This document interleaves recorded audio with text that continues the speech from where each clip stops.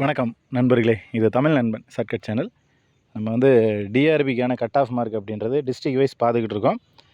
இப்போ வந்துட்டு Salem டிஸ்ட்ரிக்டான cut off mark அப்படின்றத பார்த்துருவோம். நம்ம அல்பபெட் ஆர்டரில் டிஸ்ட்ரிக்டோட கட் ஆஃப் மார்க் அப்படின்றது கொடுத்துக்கிட்டு இருக்கோம். ஸோ இப்போ சென்னைக்கு, செங்கல்பட்டுக்கு கட் ஆஃப் சொல்லுங்கள், கரூருக்கு, காஞ்சிபுரத்துக்கு அப்படின்னு கேட்டுக்கிட்டீங்க. அல்பபெட் ஆர்டரில் ஏபிசிடின்னு எஸ் வந்தாச்சு. சேலம் எஸ், அடுத்து சிவகங்கை இந்த வீடியோவிலே பார்த்துருவோம். ஸோ இந்த ரேஞ்சில் போய்கிட்டு இருக்கோம். முன்னாடி இருக்கிறதுக்கு கட் ஆஃப் ஆல்ரெடி போட்டதுக்கு கட் ஆஃப் சொல்லுங்கன்னு கேட்டுக்கிட்டு இருக்கீங்க. ஸோ தயவு செஞ்சு அதை வந்து கொஞ்சம் தவிர்த்தரலாம். ஏன்னா நம்ம நிறைய வீடியோக்குள்ளே சொல்லிட்டேன், அல்பபெட் ஆர்டரில் எஸ் லெவலில் வந்தாச்சு அப்படிங்கிறத. ஸோ அதை வந்து செக் பண்ணிக்கோங்க.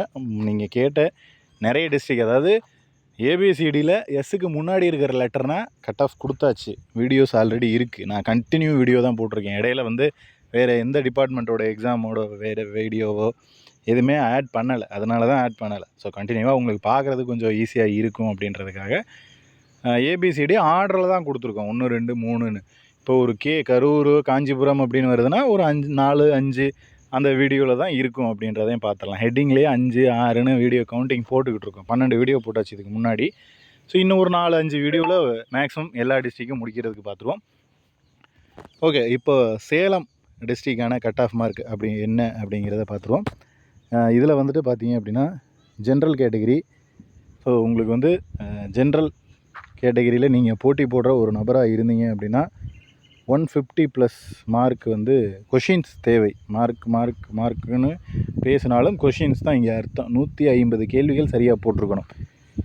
அடுத்து வந்துட்டு பிசி அப்படின்னா 140 ப்ளஸ் கேள்விகள் வந்து சரியாக போட்டிருக்கணும்.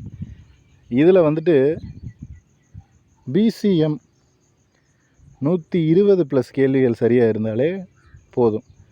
அடுத்து எம்பிசி, டிஎன்சி இவங்களுக்கு வந்து 130 கேள்விகள் சரியாக போட்டிருக்கணும். 30க்கு மேலே இருக்கணும். அடுத்து எஸ்சி கேட்டகிரியில் 120 ப்ளஸ், எஸ்சிஏ 110 ப்ளஸ் வரும். எஸ்டி 100 ப்ளஸ் வந்து மதிப்பெண்கள் தேவை.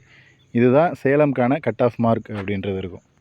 இதிலேயே வந்துட்டு அந்த உமன் கேட்டகிரி அப்படின்னா ஒரு 2 கேள்விகள் கம்மியாகும்.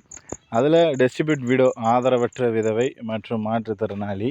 அப்புறம் இந்த எல்வினா என்னன்னு கேட்டிருந்தீங்க. லோ விஷன் அப்படின்னு சொல்லுவாங்க. லோ விஷன்னா கண் பார்வை திறன் குறைபாடு. அது ஹச்ஹெச்னு கொடுத்துருப்பாங்க. அதாவது காது அந்த இது வந்து கொஞ்சம் கம்மியாக கேட்குறது, காது கேட்கும் திறன் குறைவு இப்படி சொல்லுவாங்க. இது வந்து எல்லாமே வந்து பார்த்திங்கன்னா மாற்றுத்திறனாளிகள் கேட்டகிரியில் வரும். ஸோ இந்த மாதிரி இது மாதிரி இருக்கீங்க அப்படின்னா மேக்ஸிமம் 10லேருந்து 15 கேள்விகள் வரையும் கம்மியாகுங்க. ஒரு சிலர் டிஸ்ட்ரிபியூட் விடோனா ஒரு 10 கேள்விகள், 5லேருந்து 10 கேள்விகள். ஸோ நம்ம சொன்ன மாதிரி ரேர் ஆப்ஷனாக, அதாவது இப்போ லோக்கோமோட்டர் டிசபிலிட்டி அல்லது ஹார்ட் ஆஃப் ஹியர், அதாவது காது கம்மியாக கேட்கும் திறன் குறைவு, கண் பார்க்கும் திறன் குறைவு, இந்த மாதிரி இருக்குது அப்படின்னா 15லேருந்து 20 கேள்விகள் வரைக்குமே நம்ம சொன்னதுலேருந்து கம்மியாகிறதுக்கு வாய்ப்புகள் இருக்குது. மேக்ஸிமம் அந்த மாதிரி வேக்கண்ட் எல்லாமே பேக்லாக் வேக்கண்டாக இருக்குது. ஸோ பேக்லாக் வேக்கண்ட் அப்படின்னா போன முறை நோட்டிஃபிகேஷன் கொடுத்து அதில் யாருமே அப்ளை பண்ணலை அப்படின்னு அர்த்தம். ஸோ அந்த அப்ளிகேஷனே அங்கே யாருமே போடலை, அந்த கேட்டகிரியில் யாரும் இல்லை.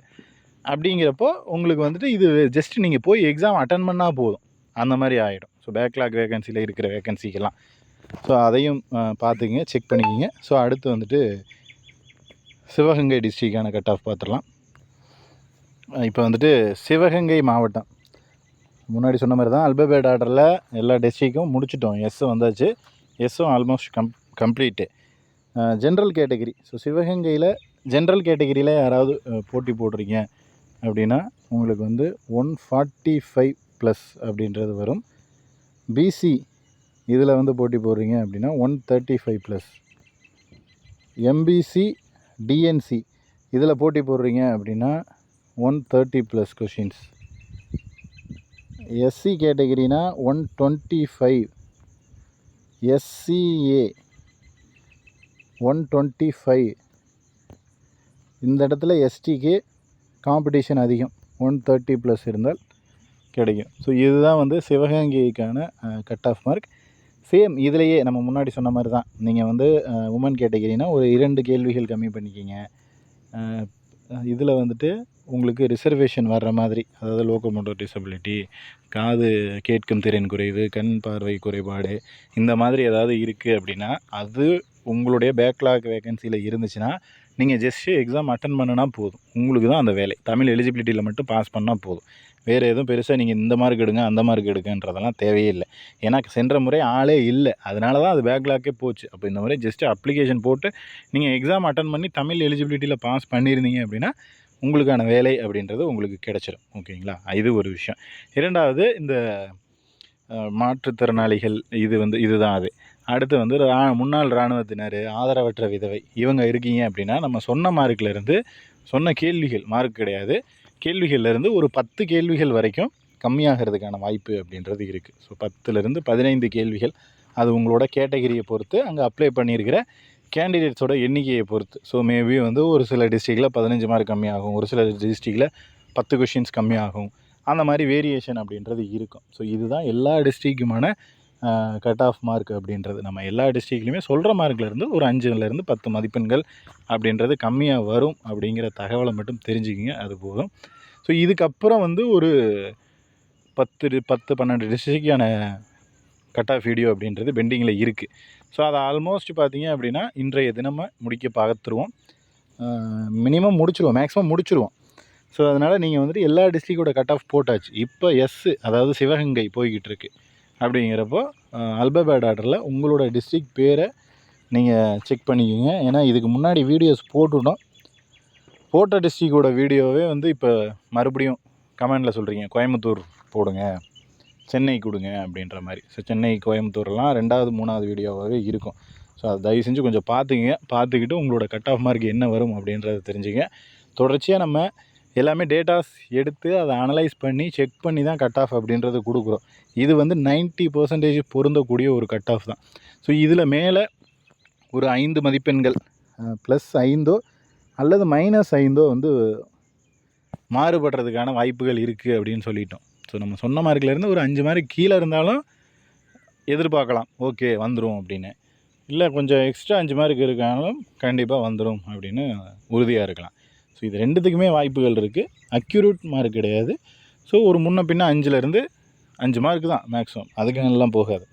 ஸோ 3லேருந்து 5 மதிப்பெண்கள் அந்த ரேஞ்சில் வந்து மாறுபாடுக்கு உட்பட்டது தான். ஸோ அதை தெரிஞ்சுக்கிட்டீங்க அப்படின்னாலே போதுமான ஒரு விஷயம். ஸோ தொடர்ச்சியாக இன்றைய தினத்தில் மேக்ஸிமம் முடிக்கிறதுக்கான ட்ரை பண்ணிடுவோம்.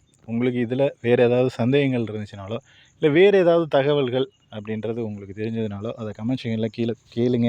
உங்களோட கேள்விகள் என்ன அப்படின்றத கேட்டிங்கன்னா நமக்கு அதுக்கான ஆன்சர் அப்படின்றத அடுத்தடுத்த வீடியோக்குள்ளே கட் ஆஃப் வீடியோவோட சேர்த்தும் அதையும் ஆன்சர் பண்ணிடுவோம். நெக்ஸ்ட் அடுத்த வீடியோவில் பார்க்கலாம். தேங்க்யூ.